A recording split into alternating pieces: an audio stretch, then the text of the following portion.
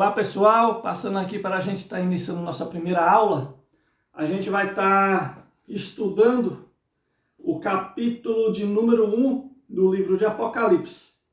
A gente vai estar meditando em alguns versículos e que venha abrir o nosso entendimento para que nós venhamos ter um pouco mais de conhecimento desse livro, que é considerado por muitos um dos livros mais difíceis de compreensão. Por que Apocalipse é considerado um livro difícil de se compreender? Devido ser um livro que usa muitas simbologias, há muitos símbolos que vêm a representar alguma coisa ou alguma pessoa. Por exemplo, no capítulo 13 de Apocalipse, que a gente vai estar estudando mais à frente, lá fala sobre a besta que sai das águas, a besta que sai da terra. Então, assim, quando a gente ouve o nome besta, a gente imagina um monstro, um ser anormal, mas quando a palavra do Senhor vem falando sobre besta, a gente entende-se que está falando ali de um homem, de reinos, de homens influenciados por demônios, por seres demoníacos. Reinos, impérios, mas não quer dizer em si próprio que será um monstro que vai surgir da terra ou das águas. Então a gente vai estar vendo isso no livro de Apocalipse, vendo o significado de cada símbolo, o que cada símbolo que foi apresentado neste livro quer dizer, quer nos ensinar. Então hoje a gente vai estar estudando o capítulo 1, a gente vai estar fazendo a leitura do capítulo, vamos estar parando e meditando um pouco em alguns versículos, em alguns temas, alguns tópicos que é de suma importância. Se você quiser acompanhar na sua Bíblia Sagrada, será muito bem-vindo. Apocalipse, capítulo 1. A partir do versículo 1, eu vou estar fazendo a leitura, diz assim: revelação de Jesus Cristo, a qual Deus lhe deu, para mostrar aos seus servos as coisas que brevemente devem acontecer, e pelo seu anjo as enviou e as notificou a João, seu servo. Agora vamos dar uma parada aqui no versículo 1. A gente vê o que? Revelação de Jesus Cristo, a qual Deus lhe deu para mostrar aos seus servos as coisas que brevemente devem acontecer. E pelo seu anjo as enviou e a notificou ao seu servo João. Primeiro, eu quero destacar aqui para os irmãos nesse versículo 1 do capítulo 1 de Apocalipse. A origem da mensagem, ela é divina. Ou seja, o Deus Pai a entregou a Jesus Cristo, o Deus Filho. E Jesus enviou um anjo para estar entregando esta mensagem para o seu servo, o apóstolo João, para que ele viesse entregar esta mensagem aos seus servos. Então, primeiramente, a mensagem do livro de Apocalipse é uma mensagem de origem divina, ou seja, ela veio do céu, da parte de Deus, da parte de Jesus Cristo, para os seus servos, para a igreja, para aqueles que são fiéis e servidores de Cristo. Então é uma mensagem de origem divina. Quem enviou esta mensagem do livro de Apocalipse, as revelações, foi o próprio Deus Pai, o nosso Pai Celeste. Ou seja, não é uma mensagem da parte do apóstolo João, não é uma mensagem que veio da parte do homem, mas é uma mensagem de origem divina, veio diretamente do céu para nós, servos do Senhor. Então esse é o primeiro tópico, revelações de Jesus Cristo, ao qual Deus lhe deu para mostrar aos seus servos. Aí o segundo tópico que eu pego aqui dentro do versículo 1 é uma mensagem que foi direcionada aos servos de Deus. A mensagem do livro de Apocalipse, ela foi direcionada para a igreja, para os servos, para os filhos de Deus. não é uma mensagem para ímpio, é uma mensagem divina, de origem divina, para os servos. Está aqui no versículo 1, para mostrar ao seu servo as coisas que brevemente devem acontecer. Ou seja, a palavra do Senhor vem nos ensinando, irmãos, que Deus ele não faz nada sem antes revelar aos seus servos, aos seus profetas. Então, todos os acontecimentos que vão acontecer, acontecimentos escatológicos que já estão previstos a acontecer, já foram revelados para a igreja. Já foi revelados para os servos de Deus. Então ninguém vai ser pego de surpresa, ninguém pode falar, fui pego de surpresa. Não, já está aqui, ó, tudo revelado na palavra do Senhor. Já está tudo que vai acontecer. O que já está acontecendo já estava aqui nos alertando. E o que vai acontecer. Escatologia, o que a gente vai estar estudando dentro do livro de Apocalipse, quer dizer estudo das coisas futuras, ou seja, aquilo que vai acontecer, profecias que vai acontecer, revelações que vão acontecer. E muitas profecias já aconteceram, muitas estão acontecendo nos nossos dias, e há profecias que ainda vão acontecer no futuro. Então a gente vê que é uma mensagem divina para os servos de Deus, para a igreja. Versículo 2, o qual testificou da palavra de Deus e do testemunho de Jesus Cristo e de tudo o que tem visto. Versículo 3, bem-aventurado aquele que lê, e bem-aventurados os que ouvem as palavras desta profecia e guardam as coisas que nela estão escritas, porque o tempo está próximo.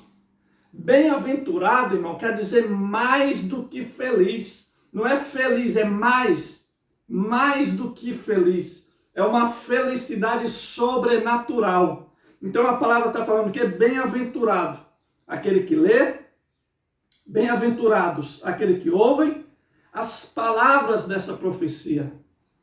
Ou seja, mais que feliz. Ou seja, nós que temos o conhecimento da profecia futura, nós que temos o conhecimento das coisas que vão acontecer, somos considerados mais do que felizes. Somos bem-aventurados. Recebemos a graça da parte de Deus. Não seremos pegos de surpresa. Somente aquele que não medita na palavra. O que diz o versículo 3? Bem-aventurado o que lê. Irmão, cristão tem que ler Bíblia. Não tem como ser cristão se não lê a palavra, se não medita na palavra, se não estuda a palavra. Não é cristão.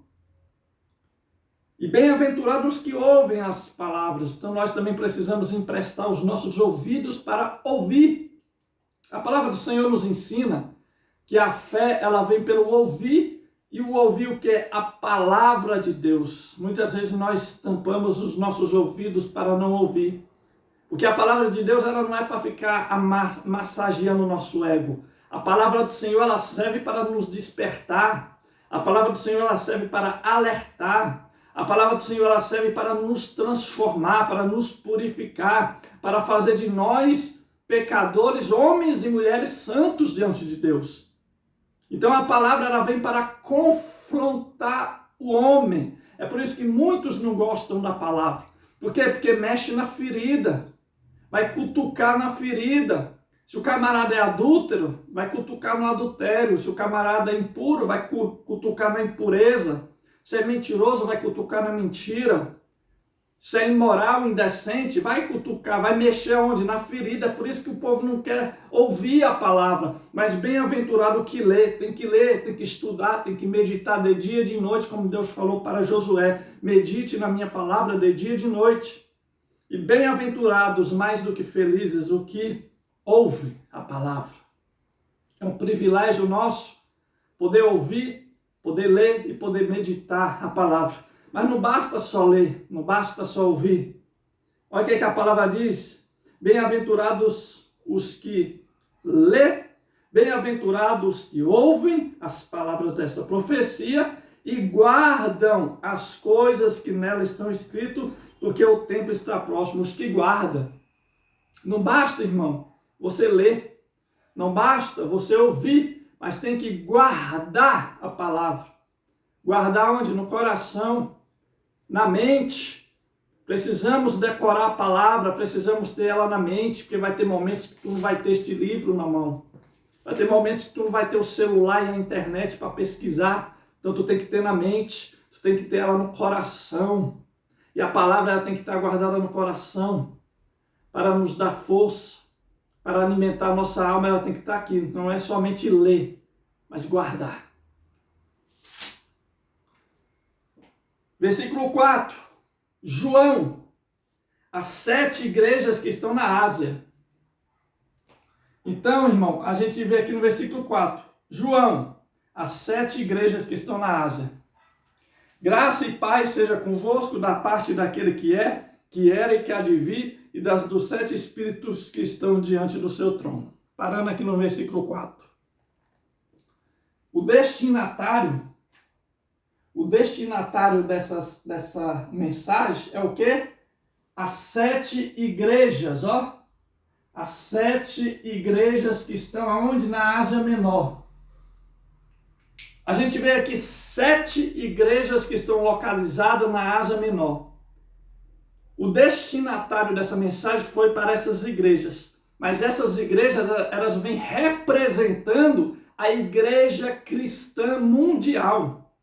Não era só essas 7 igrejas que estavam localizadas na Ásia Menor.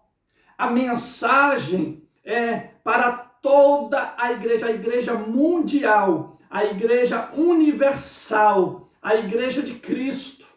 A igreja de Cristo ela é um. Denominações é uma coisa, mas a gente está vendo a igreja de Cristo, ela é uma. Então essa mensagem ela foi direcionada à igreja de Jesus Cristo, que é uma. A igreja de Cristo é uma. Então essa mensagem é para mim e é para você, a igreja de Cristo. Graça e paz seja convosco da parte daquele que é, que era e que há de vir. Ou seja, o alfa e o ômega. Quando a Bíblia fala de alfa e ômega são letras do alfabeto romano, que quer dizer alfa, a letra A, e ômega, o final. Ou seja, início e fim. Quando a Bíblia fala que Jesus ele é o alfa, o ômega, está falando que ele é o início e o fim. Ou seja, Jesus era o início, ele é o meio e ele é o fim. Quer dizer que Jesus ele está presente em toda a história. Porque há pessoas que deduzem que Jesus ele só veio surgir no seu nascimento humano e de lá para cá que Cristo existe. Mas Jesus ele já estava na eternidade, ele é a própria eternidade. Então, quando a Bíblia fala que Jesus ele é o alfa e o ômega, ele é o princípio, o meio e o fim. Ele está na história no começo, no meio e no fim. A Bíblia Sagrada, de Gênesis 1, capítulo 1, do versículo 1, até Apocalipse, capítulo 22, até seu último versículo, do início ao fim, vem falando de Cristo. No Antigo Testamento, fala de Jesus, mas não no nome Jesus, porque o nome Jesus, ele recebeu quando ele veio cumprir a sua missão como homem na terra. No seu nascimento humano, era uma missão que ele recebeu. Mas no Antigo Testamento, a gente vê Jesus como o anjo de Deus. Quando está escrito anjo de Deus em letras maiúsculas, vem ali representando o próprio Cristo. Então, as cartas foram destinadas às 7 igrejas da Ásia. Ou seja, essas 7 igrejas, ela vem representando a igreja cristã universal. Eu e você, todos nós, os cristãos, servos de Cristo. E aqui no versículo 4 ainda fala: João, as 7 igrejas que estão na Ásia, graça e paz seja convosco da parte daquele que é, que era e que há de vir. E dos 7 espíritos que estão diante do seu trono. Esses 7 espíritos, irmãos, não é 7 espíritos em números, 7 espíritos. Aqui vem falando do Espírito Santo. O Espírito Santo ele é um, ele não é 7. Aqui vem falando, quando fala de 7 espíritos, o 7 a gente entende que o número 7 na palavra de Deus vem falando de perfeição, de santidade. Então 7 vem falando das qualidades do Espírito Santo, do fruto do Espírito Santo. E a prova disso está lá em Isaías 11:2. Eu vou até ler com vocês. Isaías, capítulo 11, o versículo 2, que vem falando, trazendo essa explicação para nós. Se Se você quiser abrir na sua Bíblia ou anotar e depois meditar, Isaías capítulo 11, o versículo 2 diz assim, ó. E repousará sobre ele o Espírito do Senhor, ou seja, o Espírito Santo. Aqui está falando, o profeta Isaías está falando do Messias, de Jesus, que viria, que ia vir, o Redentor, o Salvador. E repousará sobre ele o Espírito do Senhor, o Espírito Santo. O Espírito de sabedoria, ou seja, o Espírito de sabedoria e de inteligência. O Espírito de conselho, o Espírito de fortaleza, o Espírito de conhecimento e o Espírito de temor do Senhor. Então a gente vê aqui o que é qualidades, fruto do Espírito. Então aqui no versículo 4, quando fala, e dos 7 Espíritos que estão diante do seu trono, está falando do Espírito Santo, mas das suas qualidades, da sua virtude, do dom do Espírito, que foi derramado sobre Jesus, quando o Espírito Santo veio sobre Jesus Cristo, o capacitando como homem para cumprir a sua missão e o seu dever na terra. Então veio ali que é o fruto do Espírito, os dons do Espírito, as qualidades, a virtude do Espírito na vida de Cristo. E isso tem que ter o que? Na igreja. O fruto do Espírito. A virtude do Espírito tem que estar sobre nós. Versículo 5. E da parte de Jesus Cristo, que é a fiel testemunha, o primogênito dentre os mortos e o príncipe dos reis da terra. Aquele que nos amou, em seu sangue nos lavou dos nossos pecados e nos fez reis e sacerdotes para Deus e seu Pai. A ele a glória e poder para todos sempre. Somos reis e sacerdotes diante de Deus mediante o sacrifício de Cristo. Isso quer dizer, irmão, que hoje eu e você não depende de sacerdote, hoje eu e você não depende de ninguém para entrar na presença de Deus como no Antigo Testamento era necessário. No tempo da lei do Antigo Testamento era necessário um sacerdote, um sumo sacerdote para interceder pelo povo. Hoje eu e você tem essa liberdade. A Bíblia fala que quando Jesus morreu na cruz, o véu que separava o homem de Deus se rasgou de cima embaixo. Ou seja, hoje eu e você somos considerados que sacerdotes. Então hoje eu e você temos livre acesso a Deus. E quando fala de rei, é porque no tempo do milênio, que a gente vai estudar também mais à frente, a igreja vai reinar com Cristo na terra. Então a igreja também vai reinar, vai governar. Por isso o título de rei, de governante. Eis que vem com as nuvens e todo olho o verá, até os mesmos que o transpassaram. E todas as tribos da terra se lamentarão sobre eles. Sim, amém. Aqui é o versículo 7. Eis que vem com as nuvens e todo olho verá, até mesmo os que o transpassaram. Aqui está falando já da segunda vinda de Cristo, não do arrebatamento. No arrebatamento, que a gente vai estar estudando mais à frente também, a gente vai ver que Jesus ele vai vir e ninguém vai ver. Ele vai vir até as nuvens com seus anjos, e a igreja vai ouvir o som da trombeta, e quem ouvir o som da trombeta vai subir no arrebatamento. Aqui esse versículo 7 fala da segunda vinda, vamos usar assim, a segunda vinda de Cristo, a qual ele vai vir para estabelecer o reino milenial, o seu milênio aqui na terra, onde ele e a igreja vai governar por 1000 anos. Então quando ele vier, toda a humanidade aqui na terra vai ver ele como ele é, glorificado e poderoso e santo. Então todo olho verá. Ou seja, até aqueles que o transpassaram, ou seja, o povo judeu, os romanos, né, que o transpassaram com uma lança no seu lado quando ele estava crucificado. Então toda a humanidade vai ver Jesus e a igreja glorificado. Mas aqui no versículo 7 relata a segunda vinda e não sobre o arrebatamento. Não podemos confundir esse texto como se fosse o arrebatamento. O arrebatamento será secreto. Eu sou o alfa e o ômega, o princípio e o fim, diz o Senhor, que é, que era e que há de vir, o Todo-Poderoso. Alfa e ômega foi o que eu falei, início, meio e fim. Jesus está presente em toda a história.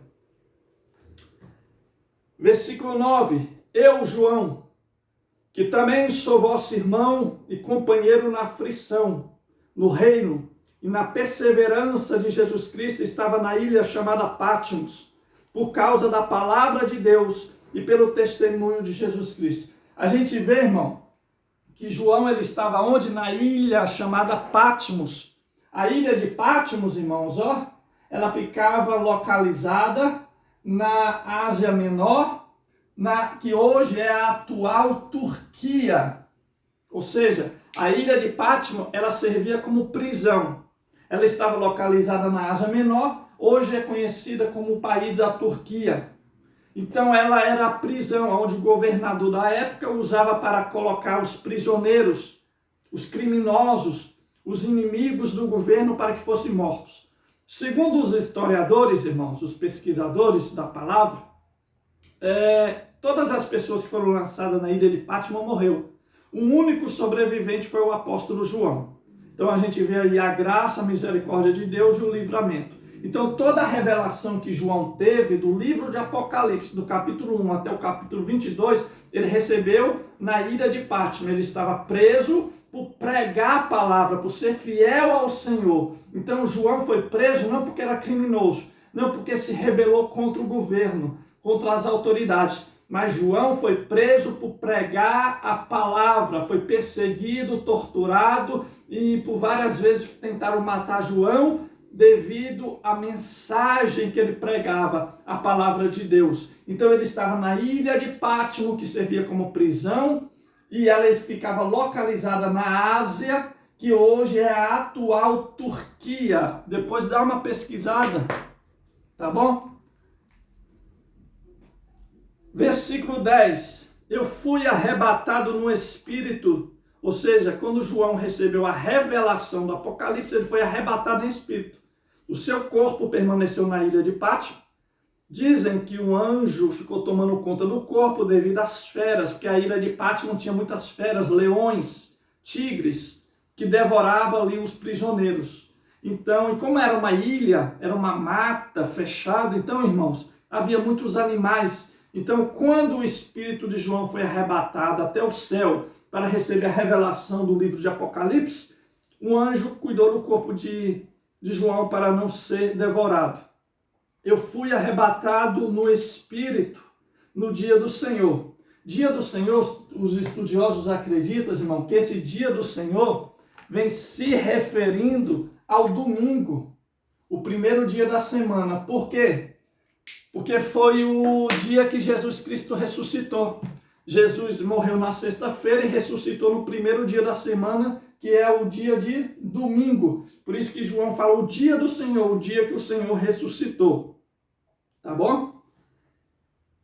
Eu fui arrebatado no Espírito no dia do Senhor e ouvi detrás de mim uma grande voz como de trombeta, que dizia: o que vês, escreve no livro e envia às 7 igrejas que estão na Ásia. A qual são as igrejas que estão na Ásia Menor? A Éfeso, a Esmirna, a Pérgamo, a Tiatira, a Sardes, a Filadélfia e a Laodiceia. Essas são as 7 igrejas, tá bom? Que representa a igreja cristã universal, todos nós. Então essa carta foi direcionada às igrejas, mas também é direcionada a nós. E virei-me para ver quem falava comigo, e virando-me, vi 7 castiçais de ouro. No meio dos 7 castiçais, um semelhante ao Filho do Homem, vestido até os pés de uma roupa comprida, e cingido pelos peitos com um cinto de ouro. A sua cabeça e cabelo eram brancos como a lã branca, como a neve, e seus olhos como chama de fogo. E os seus pés semelhantes a latões reluzentes, como se tivessem sido refinados numa fornalha. E a sua voz como a voz de muitas águas. Ele tinha na sua destra 7 estrelas, e da sua boca saiu uma aguda espada de 2 fios, e o seu rosto era como o sol, e quando na sua força resplandece.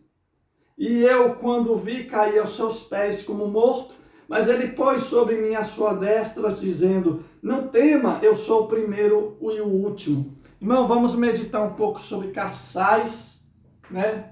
A gente vai meditar um pouco sobre o Carsais, as 7 estrelas, e sobre a destra. A gente vai aprender um pouquinho o que significa, trazer ao nosso entendimento o significado de Carsais, estrela e destra. para a gente estar podendo concluir aí o capítulo 1, tá bom? Vamos lá. Cartiçais.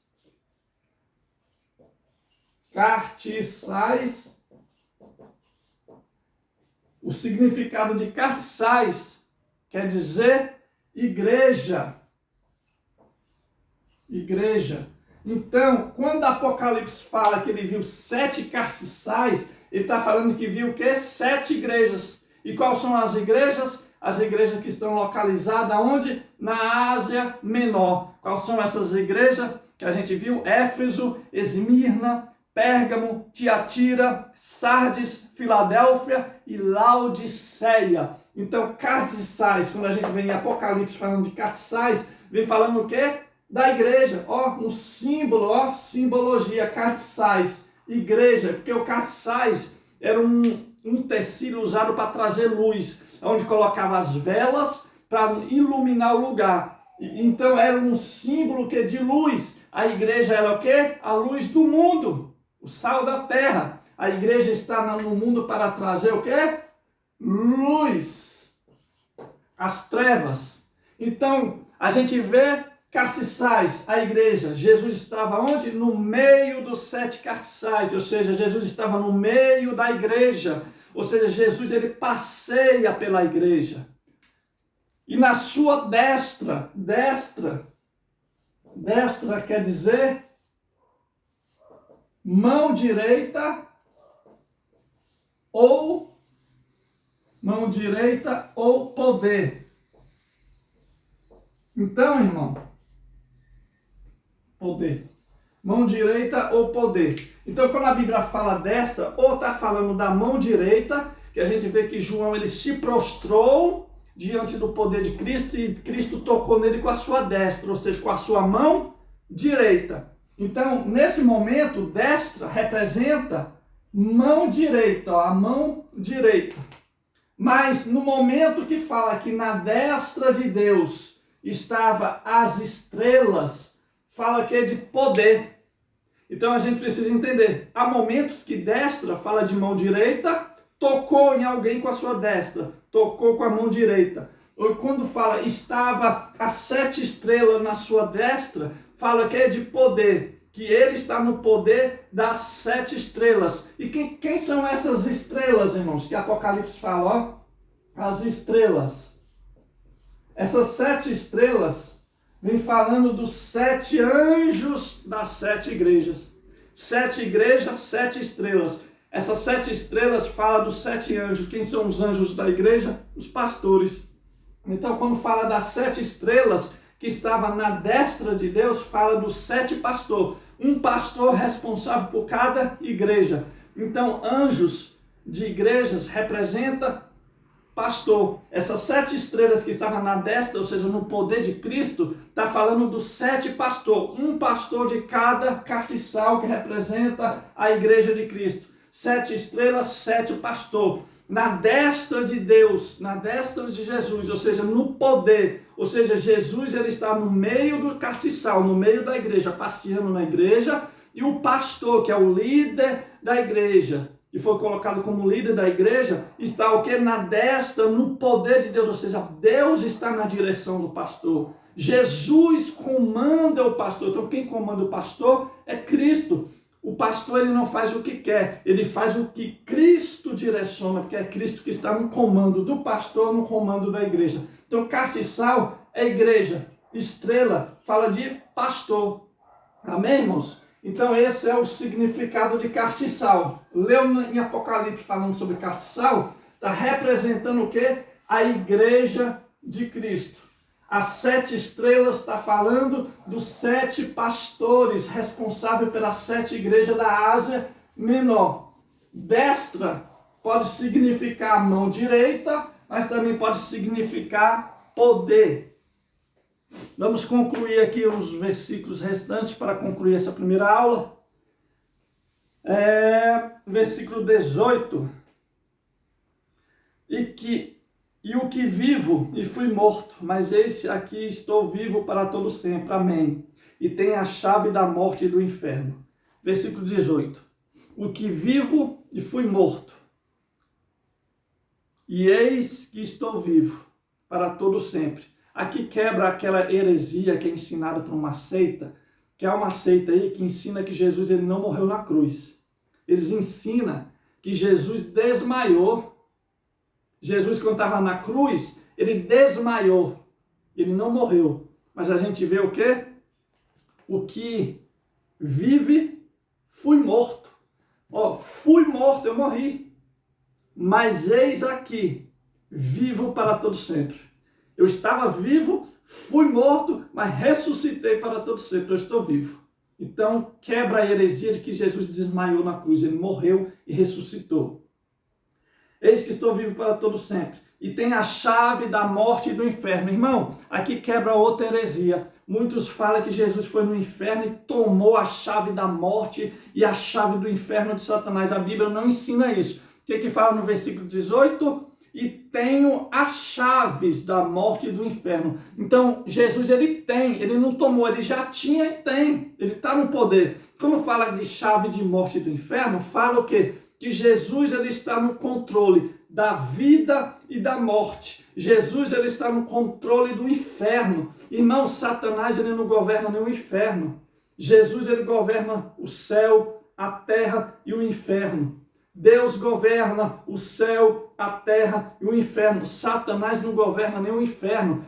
Quando fala que Jesus tem a chave do céu, ou a chave da morte e do inferno, fala o quê? Que é ele o dono da vida e o dono da morte. Nasce quem quer e morre quem quer, no tempo que ele quer. Ele está no controle da vida e da morte. E chave do inferno fala que quem comanda até o inferno é Jesus. Ele tem a chave, ou seja, o poder, o acesso, o controle, que chave fala de controle. Escreve as coisas que tem visto, versículo 19. Escreve as coisas que tem visto, as que são e as que depois dessa vão de acontecer. O mistério das 7 igrejas, aqui que eu trouxe sobre o castiçais e as estrelas. O mistério das 7 estrelas que viste na minha destra, ou seja, no poder de Deus, e dos 7 castiçais de ouro. As 7 estrelas são os anjos das 7 igrejas, anjos, pastores. E os 7 castiçais que viste são as 7 igrejas. E foi o que a